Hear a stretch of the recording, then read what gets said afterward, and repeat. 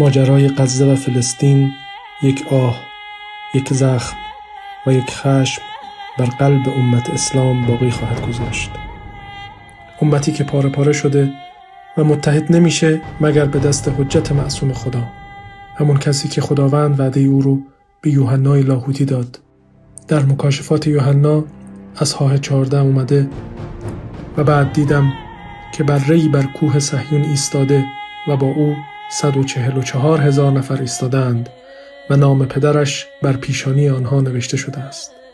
این شخص وعده داده شده همون مهدی اول در وصیت رسول خدا، فرزند، وصی و فرستاده امام مهدی علیه السلام سید احمد الحسن یمانی است. این وعده خداست که امیرالمومنین علی علیه السلام به ابایی اسدی فرمود: من در مصر منبری بنا خواهم کرد، و در ادامه فرمود: من کسی هستم که یهود را از سرزمین‌های عرب اخراج می‌کنم. ابایی از او پرسید: طوری سخن می‌گویید که انگار بعد از مردن دوباره زنده خواهید شد. امیرالمومنین علیه السلام فرمود: هرگز ای ابایی، بیراه رفتی. این کار رو مردی از نسل من انجام خواهد داد. نجات بخش حقیقی بیت المقدس و ساکنان اون مردی از نسل امام مهدی علیه السلام و امیرالمومنین علیه السلام سید احمد الحسن یمانی است که امروز در میان ماست.